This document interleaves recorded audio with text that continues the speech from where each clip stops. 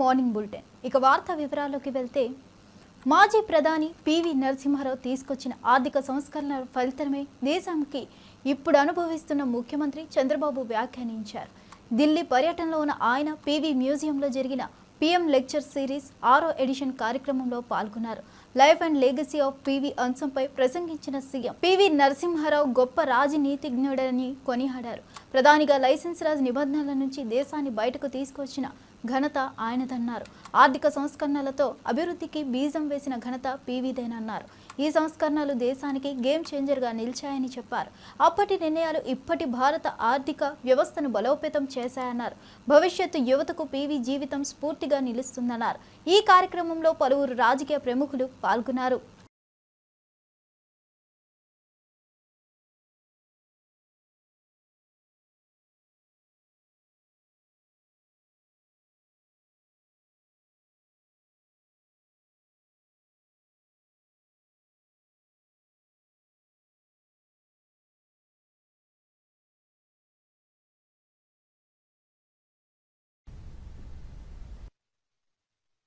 He recognized that the crisis was an opportunity and realized that India needed bold economic reforms.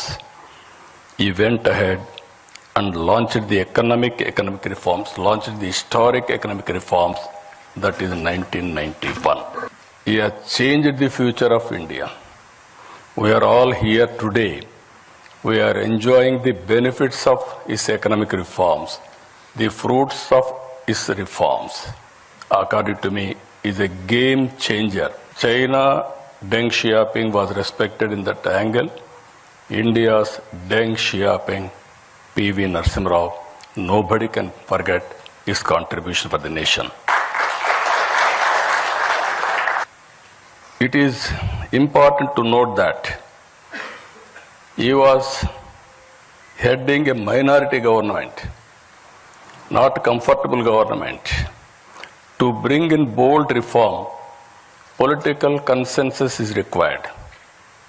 Because of his political acumen, he was able to convince all stakeholders and bring consensus across all political parties beyond their political ideologies. That is the greatest achievement PV Narasimha Rao garu was able to achieve. I really compliment him. రాష్ట్రంలో పెట్టుబడులను ఆకర్షించేందుకు మెరుగైన పారిశ్రామిక విధానాలతో ముందుకు వెళ్తున్నట్లు ముఖ్యమంత్రి రేవంత్ రెడ్డి పేర్కొన్నారు. తెలంగాణకు ప్రపంచ స్థాయిలో పోటీ వచ్చేలా దర్శనీయతతో చర్యలు చేపట్టామని చెప్పారు. సామీర్పేట జీనోమ్ వ్యాలీలో బయోఫార్మా సంస్థ ఐకోర్ బయోలాజిక్స్ పరిశ్రమకు సంబంధించిన కొత్త యూనిట్కు భూమి పూజ చేశారు. ఈ కార్యక్రమంలో మంత్రులు శ్రీధర్ బాబు, వివేక్లు పాల్గొన్నారు. కొత్త పరిశ్రమలతో ఉపాధి అవకాశాలు పెరుగుతాయని, రాష్ట్రానికి పెట్టుబడులు వస్తాయని సీఎం ఆశాభావం వ్యక్తం చేశారు. పారిశ్రామికీకరణకు ప్రోత్సహించేలా ప్రభుత్వం పనిచేస్తుందన్నారు. తెలంగాణను పారిశ్రామిక కేంద్రంగా అభివృద్ధి చేయాలన్నదే లక్ష్యమన్నారు. సామీర్పేట ప్రాంతాన్ని బయోటెక్ హబ్గా తీర్చిదిద్దుతామన్నారు. పెట్టుబడిదారులకు పూర్తి సహకారం అందిస్తామని తెలిపారు. మెరుగైన విధానాలను తీసుకొచ్చి ఈరోజు ఈ దేశంలో పెట్టుబడులను ముఖ్యంగా తెలంగాణ రాష్ట్రానికి ఆకర్షించాలనే ప్రయత్నం చేస్తున్నాం. నేను మా మిత్రుడు శ్రీధర్ బాబు గారు ఈ 18 నెలల్లో దాదాపుగా 3,28,000 కోట్ల రూపాయల పెట్టుబడులు తెలంగాణ రాష్ట్రానికి ఆకర్షించి ఈరోజు డేటా సెంటర్స్కి హైదరాబాద్ ఈజ్ ద ప్లేస్. ఈరోజు జీసీస్కి దేశంలోనే మొట్టమొదటి స్థానం హైదరాబాద్ నగరానికి ఉంది. ఈ మధ్య బయోఫార్మసైడ్ కానీ ఇతర పరిశ్రమలను ఆకర్షించడంలో కూడా తెలంగాణ రాష్ట్ర ప్రభుత్వం అన్ని రాష్ట్రాల కంటే ముందు ఉండి Telangana rising 2047. We wanted to dedicate our policy on December 9, 2025. Our target is 2035. We wanted to reach $1 trillion economy from Telangana state. We wanted to achieve by 2047 $3 trillion economy of this country. So we wanted to make sure our policies, our permissions, our infrastructure, we wanted to develop up to the mark. We wanted to create a China plus one country. Now everyone is focusing China plus one. Most of the investors are looking towards India. But my point is, I wanted to create alternate China plus one in Telangana state, Hyderabad. I need your support. Genome Valley investors who wanted to invest in Telangana, India, in pharma, electrical vehicle and IT, in other sectors, whoever wants to invest in India, please come. Please join with us in Telangana. We are there to support, we are there to encourage, we are there to give incentives and permissions. బీసీలకు 42% రిజర్వేషన్లపై ఆర్డినెన్స్ల ద్వారా కాకుండా చట్టసభల్లో చర్చించి 9వ షెడ్యూల్లో చేర్చే వరకు కాంగ్రెస్ ప్రభుత్వాన్ని వదిలేది లేదని మాజీ మంత్రి ఎమ్మెల్యే గంగుల కమలాకర్ స్పష్టం చేశారు. ఓటు బ్యాంకు రాజకీయాల కోసం ఆర్డినెన్స్ల డ్రామా ఆడుతున్నారని మండిపడ్డారు. బీసీలకు నిజంగా న్యాయం చేయాలనుకుంటే 20 నెలలుగా ఎందుకు ఆలస్యం చేశావు రేవంత్ అని నిలదీశారు. బీసీల అభ్యున్నతికి రాజకీయ ప్రయోజనాల కోసం వాడుకోవద్దని హెచ్చరించారు. గతంలో ఒక్క రూపాయి కూడా బీసీల సంక్షేమానికి కేటాయించని కాంగ్రెస్ ఇప్పుడు నాటకాలు ఆడుతుందన్నారు. అసలైన చట్టాన్ని తీసుకురాకుండా జీవోలు ఆర్డినెన్స్లతో మభ్యపెడతారని ఆరోపించారు. బీసీల హక్కుల కోసం నిరంతర పోరాటం చేస్తామని గంగుల స్పష్టం చేశారు. కాంగ్రెస్ మాయాజలాలను ప్రజలు గుర్తించి తగిన బుద్ధి చెప్తారన్నారు. 540 ఎంటీపీ ఉన్నాయి తెలంగాణ రాష్ట్రంలో, 540 జడ్పీటీసీ ఉన్నాయి. మీరు ఎన్నికలు పోతా అంటున్నారు కదా, ఆ 500లో మా వాట 227 మా బీసీలకు ఏదో కేటాయించండి, ఆర్డినెన్స్ చేయండి, కేటాయించండి మొదలే. ఇవి 540 ఎంపీపీ ఉన్నాయి, 500 జడ్పీసీ కింద 227 బీసీలు అని చెప్పి మీరు ఫస్ట్ అనౌన్స్ చేయండి. మా జిల్లా పరిషత్లు 30 ఉన్నాయి, ఇప్పుడు 32 30 ఉన్నాయి. 42% కోట మా 13 జిల్లా పరిషత్లు ఎవరు ఇప్పుడు అనౌన్స్ చేయండి. ఫస్ట్ 13 జిల్లా పరిషత్లు మా బీసీలకు వస్తాయి, ఆ బీసీలలో మేము ఎవరు కోరుకుంటాం. మున్సిపాలిటీ కార్పొరేషన్ 13 ఉన్నాయి, మున్సిపాలిటీ 105 ఉన్నాయి. ఇవన్నిటిలో కూడా మా వాటా చెప్పండి, ఏ మున్సిపాలిటీ మాకు కేటాయిస్తారు.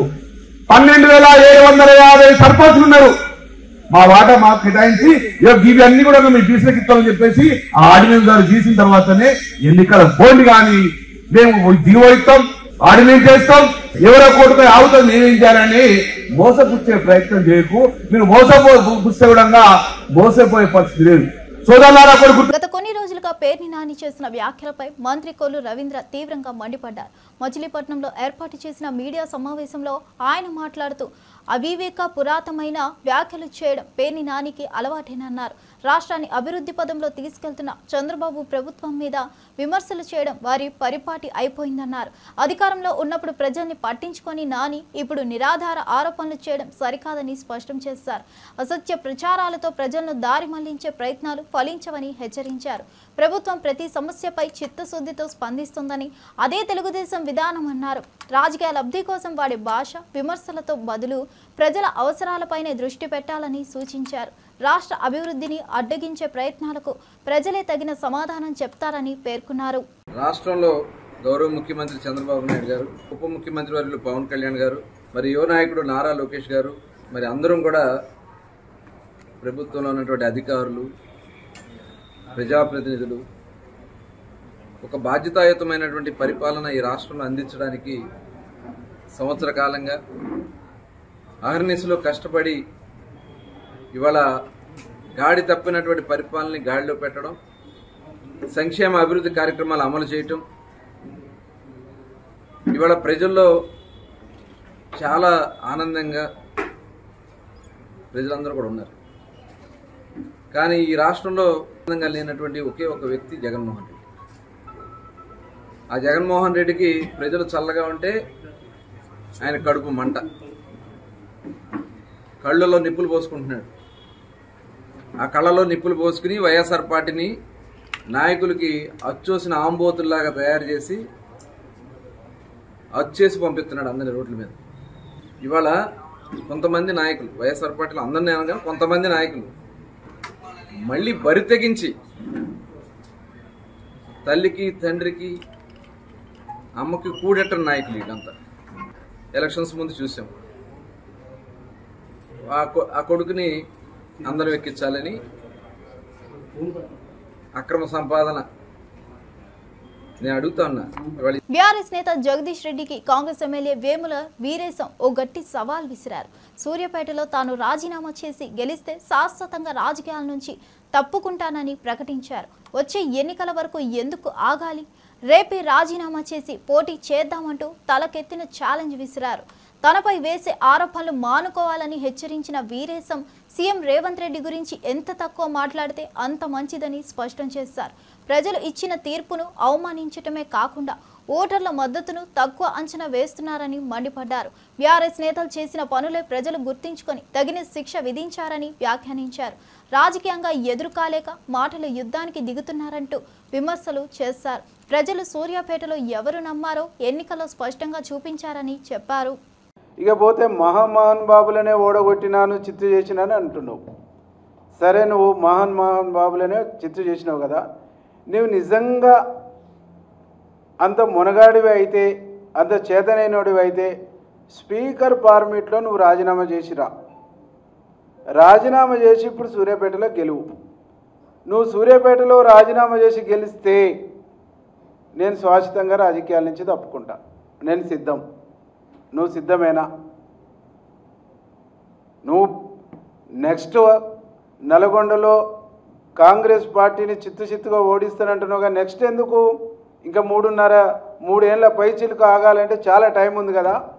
రేపే స్పీకర్ ఫార్మేట్లో రాజీనామా చేసి వచ్చి నువ్వు పోటీ చేయి. నువ్వు గెలిస్తే నేను రాజకీయాల నుంచి తప్పుకుంటా. ఈరోజు సూర్యాపేటలో గెలిచేటువంటి స్థితి నీకు లేదు. నీకు కాదు కదా, నల్గొండ జిల్లా 12 నియోజకవర్గాల్లో బీఆర్ఎస్ పార్టీ అనేటువంటి దాన్ని ప్రజలు మర్చిపోయారు. జగదీష్ రెడ్డి గారు మా ముఖ్యమంత్రి పైన ఎంత తక్కువ నువ్వు మాట్లాడితే అంత మంచిదని చెప్పేసి ఈ సందర్భంగా మేము హెచ్చరిస్తున్నాం. నీ భాష మార్చుకో, నీ పద్ధతి మార్చుకో, నీ ఏషాలు మార్చుకో, నీ మోసాలు మార్చుకో, నీ వ్యవహార శైలి మార్చుకోకుంటే తగిన బుద్ధి చెప్తామని చెప్పేసి హెచ్చరిస్తున్నాం. వైఎస్ఆర్సీపీ నేత బైరెడ్డి సిద్ధార్థ రెడ్డిపై టీడీపీ ఎమ్మెల్యే జేసీ ప్రభాకర్ రెడ్డి సంచలన వ్యాఖ్యలు చేశారు. రప్ప రాత్రిపూట కన్ను ఎగరేస్తా అంటే ఎవరు ఒప్పుకుంటారు అంటూ బైరెడ్డిపై ఘాటు ప్రశ్నలు విసిరారు. బైరెడ్డి కంటే ఎక్కువ బండబూతులు మాట్లాడడం మాకు చేతగానే అన్నారు. అయితే తాము సంస్కారం వల్ల అలా చేయడం లేదని తెలిపారు. నువ్వు యువకుడివి, నీకు చాలా భవిష్యత్తు ఉందని, దయచేసి నీ మాటల్ని, నీ స్టైల్ను మార్చుకో అంటూ హితవు పలికారు. బూతులతో రాజకీయాల్లో నిలబడలేవని, ప్రజలు చూడదగ్గ విషయాలే మాట్లాడాలని సూచించారు. రాజకీయాల్లో వ్యక్తిగత దూషణలకు స్థానం లేదని, పోటీ చేసే నాయకులుగా పరస్పరం గౌరవం ఉండాలన్నారు. రాష్ట్రం అభివృద్ధికి అవసరమైన చర్చలు జరగాల్సిన సమయం ఇదన్నారు. యువ నాయకులు ఎంత జాగ్రత్తగా వ్యవహరించాలో ప్రజలు గమనిస్తున్నారని జేసీ పేర్కొన్నారు. సిద్ధార్థ్ స్పోర్ట్స్ చైర్మన్ అయితేనే నీ గుద్దు ఫోన్ చేసిన, మరి సిద్ధార్థకు మతికుందో లేదో. నేను ఇండియా ప్లేయర్ రా. Your young energetic man. Sports గురించి ఆలోచించు. నీకు చదువు ఉంది, అన్నీ ఉన్నాయంటే ఆయన పెద్ద యాస ఏమో. ఆయన అంత పల్లెటూరులో పుట్టిన యాస. ఆయన జోకులు, ఆయన కథ, ఆయన ప్రోగ్రామాలు చెప్తుంటే నమస్కారం మారు పెద్ద పెద్దరికి వచ్చి ఏం తిడతావు? నేను రాలేను అనుకుంటానవా? నాకు బంధుత్వం కూడా ఉంది రే. మానుకో, తగ్గు, ఒప్పుకోరు. బీసీ రిజర్వేషన్లపై ఆర్డినెన్స్ ముసుగులో కాంగ్రెస్ ప్రభుత్వం కొత్త డ్రామా ఆడుతుందని మాజీ మంత్రి తలసాని శ్రీనివాస్ యాదవ్ మండిపడ్డారు. ఆర్డినెన్స్ ద్వారా రిజర్వేషన్లు సాధ్యమైతే ఇప్పటికీ దేశంలోని అనేక రాష్ట్రాల్లో బీసీలకు న్యాయం జరిగిపోయేదని అన్నారు. ప్రజలను మభ్యపెట్టే కుట్రలో భాగంగానే ఈ నిర్ణయం తీసుకున్నారని విమర్శించారు. శాసనసభలో చర్చించి చట్ట రూపంలో తీసుకురావాల్సిన అంశాన్ని ఆర్డినెన్స్ ద్వారా అమలు చేస్తామన్న మాటలు బూటకమన్నారు. బీసీలను మోసం చేసే విధంగా కాంగ్రెస్ పార్టీ వ్యవహరిస్తుందని ఆరోపించారు. గతంలో బీసీలకు ఎంత న్యాయం చేశారో ప్రజలకు తెలుసన్నారు. బీసీ వర్గాలు మోసపోకుండా జాగ్రత్త పడాలని కోరారు. బీసీల హక్కుల కోసం నిజంగా కృషి చేయాలంటే న్యాయబద్ధంగా ముందుకు రావాలన్నారు. రాజకీయ ప్రయోజనాల కోసం చేయబడుతున్న ప్రయత్నాలపై ప్రజలు బహిరంగంగా స్పందించాల్సిన అవసరం ఉందన్నారు. మరి మొన్ననే హైకోర్టు లోకల్ బాడీ ఎన్నికలు 3 నెలల లోపల చేయాలి, 100 రోజుల లోపల చేయాలంటే మనం గెలవలేమనేటువంటి పరిస్థితిలో మనం ఉన్నాం. కాబట్టి ఇది గోల్మాల్ చేసి ఆర్డినెన్స్ పెట్టి మళ్ళీ ఇప్పుడు కొత్త డ్రామాకు తెరలేపారు. ఆర్డినెన్స్ ద్వారా సాధ్యమవుతుందంటే ఈ దేశంలో అనేకమైనటువంటి రాష్ట్రాల్లో ఎప్పుడో సాధ్యమవుతుండే. మరి వాళ్ళే చెప్తుండ్రు, నిన్న కూడా మంత్రులు మాట్లాడినరు, ఆ రోజు కూడా మంత్రులు మాట్లాడి ఏం చెప్తుండ్రు, మనకంట ఈ రిజర్వేషన్ లేని మరి కేవీట్ వేస్తారంట, కోర్టుకు ఎవరు పోదని. రెండోది రిజర్వేషన్ల ద్వారానే మనకు 42% వస్తుందని చెప్తూ మళ్ళా నేను రాజకీయ పార్టీలకు చెప్తున్నా, మీరు కూడా పార్టీల పరంగా 42% ఇవ్వాలని. నిన్న అదే మంత్రులు మాట్లాడితే ఏం చెప్తున్నారు, బీజేపీ వాళ్ళు వెళ్ళి 9th షెడ్యూల్లో పెట్టిమని చెప్పి వాళ్ళే పెడుతున్నారు. అంటే మీరే కేబినెట్ లో నిర్ణయం తీసుకొని ఇది చెల్లదు అని మీకు తెలిసి మళ్ళీ ఈ రోజు వచ్చి డ్రామా చేసేటువంటి ప్రయత్నం జరుగుతుందని చెప్పి నేను ఈ సందర్భంగా తెలియజేస్తా ఉన్నాను. నేను ఒకటే ఈ యొక్క కాంగ్రెస్ ప్రభుత్వానికి హెచ్చరిక చేసేది, మాతో గోక్కున్నాడు వాడు బాగుపడినటువంటి దాఖలాలు లేవు బిడ్డ, జాగ్రత్తగా ఉండండి అని చెప్పి హెచ్చరిక చేస్తా ఉన్నాను. ఇది చిన్న శాంపిల్ మాత్రమే. ఒకవేళ నిజంగానే మేమందరం ఇట్లా సమాజంలోకి, ప్రజల దగ్గరికి, మా బిడ్డల దగ్గరికి రాష్ట్ర వ్యాప్తంగా వెళ్ళిందంటే ప్రతి జిల్లాలో భూకంపం సృష్టిస్తామని చెప్పి నేను ఈ సందర్భంగా తెలియజేస్తా ఉన్నాను. మీకు అడ్రస్ లేకుండా చేసేటువంటి బాధ్యత కూడా మా సమాజం తీసుకుంటుందని చెప్పి నేను ఈ సందర్భంగా తెలియజేస్తా ఉన్నాను. మేం ప్రభుత్వానికి చెప్పినాం, మేం సంపూర్ణమైనటువంటి సహకారం ఇస్తామని చెప్పినాం. కానీ గోల్మాల్ చేసేటువంటి కార్యక్రమాన్ని, డెడికేషన్ కమిటీ అని అది కూడా గోల్మాల్ చేసేటువంటి కార్యక్రమం, దాన్ని 5 రోజుల 7 రోజుల లోపల కేబినెట్ లో పెట్టి పబ్లిక్ డొమైన్ లో లేదు, పబ్లిక్ డొమైన్ లో పెట్టలే, కేబినెట్ టేబుల్ చేయలే, శాసనసభలో మాట్లాడినటువంటి దాఖలాలు లేవు. అన్ని హరిబరిగా చేసి దీని ఇది నిజమేదో అని చెప్పి ఇది బ్రహ్మ పదార్థం అని నమ్మించేటువంటి ప్రయత్నం.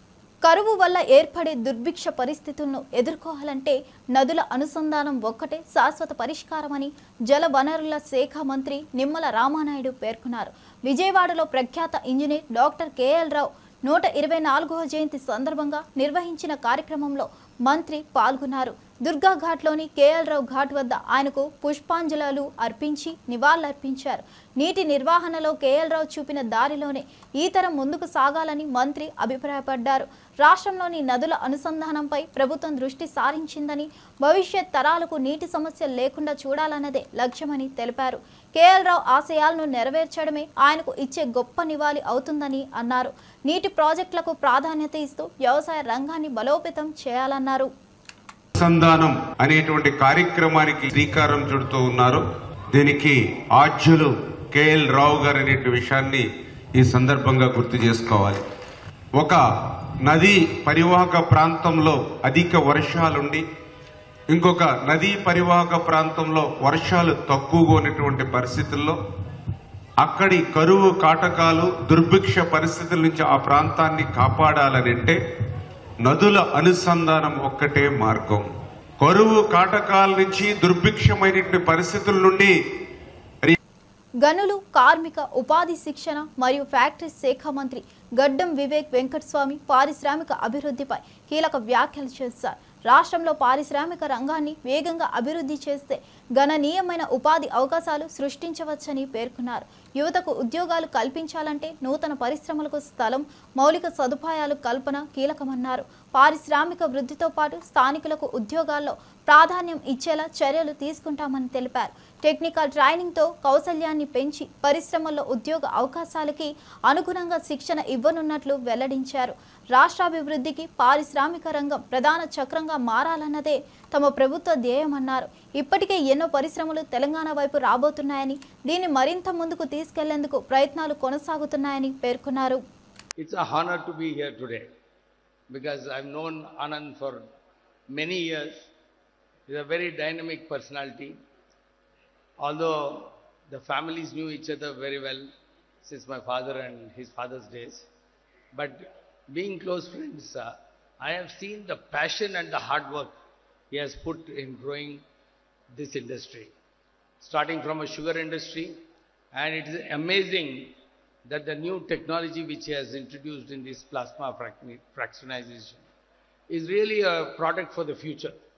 And seeing the video just now where 20 more products are going to come and it's going to be exported all over the world. It's really a tribute to the hard work put in by him and his team, his children who are also dynamic. They really are there everywhere, contributing and seeing how this industry goes. So I will not take much time, but I must say on this occasion that our Honorable Chief Minister has been driving to see that more employment is created through industry in the state of Telangana. He's also started the Skill Development Center, which will enable a lot of people to get skilled, because many places they are all saying that the skill development is less. So his vision was to start a skill development university, and that is taking a reality. So all the steps that are needed to increase the growth of industry in this state and create more employment are taking shape. And in this process, ICOR Laboratories also is contributing in a big way, because going to employ about 1,400 employees at this level of professional get-together is really a great contribution to the society. So I take this opportunity once again wishing him, his family and the team of ICOR Laboratories all the very best. Thank you. సుపరిపాలనలో తొలి అడుగు కార్యక్రమంలో భాగంగా ఒంగోలు పట్టణంలోని 33, 37 డివిజన్లలో కూటమి నాయకులు పర్యటించారు. MLA Damacharla Janardhan నాయకత్వంలో ఇంటింటికి వెళ్లి ప్రభుత్వ అభివృద్ధి కార్యక్రమాలను వివరించారు. ప్రజలకు కలిసొచ్చే పథకాల అమలుపై సమాచారం ఇచ్చారు. బీసీల గురించి మాట్లాడే హక్కు అసలు వైసీపీ పార్టీకి ఉందా? గౌడ కులానికి సంబంధించిన మహిళని లోకేష్ గారే అల్లరి చేయమన్నారని చెప్పి స్టేట్ మొత్తం మనం ప్రచారం చెయ్యాలి అని చెప్పి సలహాలు ఇచ్చే నువ్వు ఆనాడు నీ ప్రభుత్వంలో, జగన్మోహన్ రెడ్డి ప్రభుత్వంలో అమర్నాథ్ గౌడ్ ని ఏ రకంగా పెట్రోల్ పోసి తగలపెట్టారన్న విషయం వైసీపీకి గుర్తులేదేమో గాని ఈ రాష్ట్ర ప్రజలకి, ముఖ్యంగా బీసీలకి, ముఖ్యంగా గౌడాస్ కి, గౌడ కులస్తులకి ఆ విషయం తెలుసు అని చెప్పి నేను గుర్తు చేస్తా ఉన్నా. ఏం చేశారు ఆ రోజు? అమర్నాథ్ గౌడ్ ని నా అక్కని ఏడిపించొద్దు, ర్యాగింగ్ చెయ్యొద్దు అని చెప్పి సొంత తమ్ముడైన అమర్నాథ్ గౌడ్ అడిగాడని వైసీపీ కుర్రకారు సన్నాసుల్ని మాట్లాడాడని చెప్పి తెల్లవారుజామున ట్యూషన్ కి వెళ్తుంటే బీఆర్ఎస్ నేత జగదీష్ రెడ్డిపై ప్రభుత్వ విప్ ఎమ్మెల్యే బీర్ల ఐలయ్య తీవ్ర వ్యాఖ్యలు చేశారు. జెడ్పీటీసీకి ఎక్కువ ఓట్లు, ఎమ్మెల్యే ఎన్నికల్లో తక్కువ మెజార్టీతో గెలిచిన జగదీష్ రెడ్డికి సీఎం రేవంత్ రెడ్డి గురించి మాట్లాడే నైతిక హక్కు లేదన్నారు. జగదీష్ తులసి వనంలో కలుపు మొక్కలాంటి వారని ఎద్దేవా చేశారు. వాస్తవాలను విస్మరించి మాట్లాడుతున్న ఆయన నోరు అదుపులో పెట్టుకొని మాట్లాడితే బాగుంటుందని హెచ్చరించారు. అబద్ధపు ఆరోపణలు చేసి ప్రజల్లో మళ్లీ నమ్మకాన్ని సంపాదించుకోవాలని చూస్తున్నారని విమర్శించారు. సీఎం రేవంత్ పాలన ప్రజా సంక్షేమానికి నిదర్శనమన్నారు. గత ప్రభుత్వాన్ని ప్రజలు తిరస్కరించినందుకే ఈ రోజు బీఆర్ఎస్ నాయకులు విమర్శలు చేయడానికి మాత్రమే మిగిలారని ఎద్దేవా చేశారు. ఇటువంటి అసత్యాలపై ప్రజలు గమనిస్తున్నారని స్పష్టం చేశారు. నల్లగొండలో ఒక జోకర్, జెడ్పీటీసీకి ఎక్కువ, ఎమ్మెల్యేకు తక్కువ. నిజంగా నల్లగొండలో ఇప్పటికే మీ నూకలు చెల్లినాయి, మీకు డిపాజిట్లు రాలేదు. ఏదో అత్యవసర మెజార్టీతోటి 2000, 3000 మెజార్టీతో గెలిచిన జోకర్ జగదీశ్వర్ రెడ్డి కూడా మా ఇంగ్లాండ్ పర్యటనలో ఉన్న భారత పురుషుల, మహిళల క్రికెట్ జట్లు బ్రిటన్ రాజు చార్లెస్ 3ను కలిశారు. లండన్లోని సెయింట్ జేమ్స్ ప్యాలెస్లో జరిగిన ఈ ప్రత్యేక కార్యక్రమంలో టీమిండియా పురుషుల కెప్టెన్ శుభ్మన్ గిల్, మహిళల కెప్టెన్ హర్మన్ ప్రీత్ కౌర్, కోచ్ గౌతమ్ గంభీర్తో పాటు ఆటగాళ్లు, సపోర్ట్ స్టాఫ్, బీసీసీఐ ప్రతినిధులు పాల్గొన్నారు. ఈ సందర్భంగా బ్రిటన్ కింగ్ వారిని ఆత్మీయంగా స్వాగతించి ప్రతి ఒక్కరితో కరాచలనం చేస్తూ సాన్నిహిత్యంగా మాట్లాడారు. ఆటగాళ్లను ప్రోత్సాహపరిచేలా చిరునవ్వులతో పలకరించారు. క్రికెట్ను విశ్వవ్యాప్తంగా ప్రేమించేవారి ప్రతినిధులుగా టీమిండియా గౌరవంగా నిలిచిందని పలువురు అభిప్రాయపడుతున్నారు. కింగ్ చార్లెస్ ఈ కలయికను ఆనందంగా స్వీకరించినట్లు తెలుస్తోంది.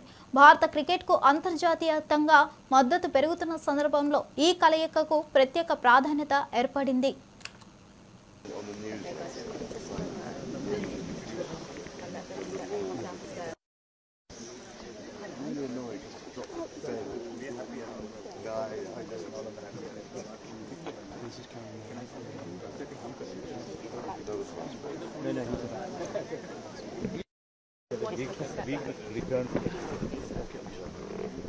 One of the places come back. So has the wicket been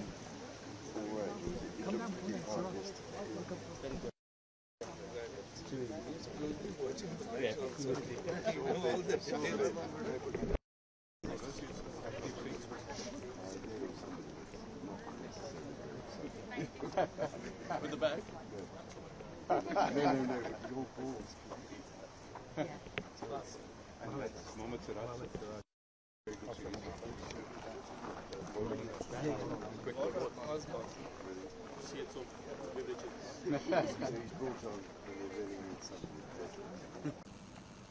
ration కార్డుల పంపిణీ ప్రక్రియపై దళారీ వ్యవస్థ రాజ్యమేలుతుందని బీజేపీ రాష్ట్ర అధ్యక్షుడు రామచంద్రరావు తీవ్ర ఆరోపణలు చేశారు. సూర్యాపేట జిల్లా కోదాడ పట్టణంలో నిర్వహించిన సమావేశంలో ఆయన పాల్గొన్నారు. రేషన్ కార్డుల పంపిణీ ఒక నాటకంలో మారిందని మండిపడ్డారు. ఈ ప్రక్రియలో అవకతవకలు జరగకుండా చూడాల్సిన బాధ్యత ప్రభుత్వం మీదే ఉంటుందన్నారు. నిజంగా అర్హులైన వారికి కార్డులు చేరుతున్నాయా అనే దానిపై ప్రభుత్వం సమాధానం చెప్పాలన్నారు. బీసీ రిజర్వేషన్లను తమ పార్టీ వ్యతిరేకించిందని స్పష్టం చేశారు. అయితే బీసీలో మైనార్టీలను కలిపే ప్రయత్నాలు చేస్తే ఊరుకోమని హెచ్చరించారు. రాజకీయ లబ్ధి కోసం జరిపే ప్రయోగాలను ప్రజలు ఎప్పటికీ అంగీకరించరన్నారు. న్యాయబద్ధమైన విధానాలు పారదర్శకంగా వ్యవహరించాలన్నదే తమ నినాదమన్నారు. ప్రభుత్వ అవినీతి అక్రమాలపై ప్రజల్లోకి వెళ్తామని స్పష్టం చేశారు. ఏదైతే ప్రభుత్వం ఇస్తుందో అది కేవలం నాటకం మాత్రమే అనుకుంటున్నారు. ఈ ప్రభుత్వము ఏడాదిన్నర తర్వాత ఏదో రేషన్ కార్డు ఇస్తామని చెప్తున్నారు. రేషన్ కార్డులో కూడా మోదీ గారు ఫోటో పెట్టలేదు. ప్రధానమంత్రి గరీబ్ కళ్యాణ్ యోజన కింద ఈరోజు 5 కిలోల బియ్యం అయితే ఏంటి, గోధుమలు అయితే ఏంటి, 1 కిలో పప్పు అయితే ఏంటి ఉచితంగా ఇచ్చేది కేంద్ర ప్రభుత్వం. నిధులన్నీ నరేంద్ర మోదీ గారు ఇచ్చినప్పుడు నరేంద్ర మోదీ గారి బొమ్మ పెట్టాల్సిన అవసరం ఉన్నది. తెలంగాణలో ప్రతి అర్హుడికి రేషన్ కార్డు ఇవ్వాలి. 42%లో 10% ముస్లింలకు రిజర్వేషన్ ఇస్తే దాన్ని భారతీయ జనతా పార్టీ వ్యతిరేకిస్తుంది. ఎందుకంటే మతపరమైనటువంటి రిజర్వేషన్ చేస్తే అసలైన బీసీలకు నష్టం జరుగుతుంది. ప్రభుత్వము 42% అమలు పరచలేమో అనేటువంటి అనుమానం చెప్పి భారతీయ జనతా పార్టీ మీద అబండారీత ప్రయత్నం చేస్తా ఉంది. ఈ ప్రభుత్వ బాధ్యత. యాక్సియం 4 మిషన్ ప్రయోగం విజయవంతంగా ముగిసింది. భారతీయ వ్యోమగామి శుభాంశు శుక్లా నాయకత్వంలోని అంతరిక్ష బృందం రోదసీలో 18 రోజుల ప్రయాణం పూర్తి చేసి భూమికి సురక్షితంగా చేరుకుంది. మంగళవారం మధ్యాహ్నం 3:01 ఈ బృందం కాలిఫోర్నియా సముద్ర తీరంలో ల్యాండ్ అయింది. ఈ మిషన్లో మానవాళి ప్రయోజనానికి ఉపయోగపడే అనేక ప్రయోగాలు విజయవంతంగా నిర్వహించారు. వైద్య, జీవశాస్త్ర, భౌతిక శాస్త్ర రంగాల్లో కీలక పరిశోధనలు చేశారు. అంతరిక్షంలో సమయాన్ని విజయవంతంగా వినియోగించిన శుభాంశు బృందానికి ప్రపంచవ్యాప్తంగా ప్రశంసలు వెల్లువెత్తుతున్నాయి. భారత్ నుంచి అంతరిక్షానికి వెళ్లిన ఈ మిషన్ గర్వకారణంగా నిలిచింది. భవిష్యత్ అంతరిక్ష ప్రయాణాల్లో భారత పాత్ర మరింత బలపడేలా ఈ విజయంతో మార్గం సిద్ధమైందని నిపుణులు అభిప్రాయపడుతున్నారు. దేశవ్యాప్తంగా శుభాంశు శుక్లా బృందానికి శుభాకాంక్షలు వెల్లువెత్తుతున్నాయి. 1,000 meters for Dragon. We copy 1,000 meters. Great visual confirmation as well as those comms that the 4 main parachutes have deployed. Again, we are going to be slowing down the vehicle from 350 miles per hour all the way down to just about 15-16 miles per hour by the time that the vehicle touches down and splashes down into the ocean. Exactly right. You mentioned these beautiful visual confirmations that we're getting. An important aspect of today's specific splashdown is that it's occurring at night. Dragon 800. Copy 800 meters.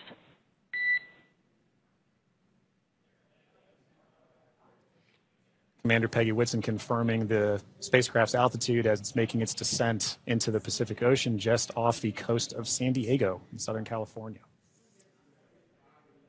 Yes, love that it's coming off the coast of my hometown. 600 meters. 600 meters. And at 600 meters, we're just under a minute before that expected splashdown. The landing in water is a lot simpler and more reliable. Provides a little bit of margin against unlikely parachute issues. We did have to learn how to make Dragon waterproof as we are splashing down into the ocean. But SpaceX copies 400 meters. Reminder to brace for splashdown. ఇవండి ఈనాటి విశేషాలు. మరో బులెటిన్తో మళ్ళీ కలుద్దాం.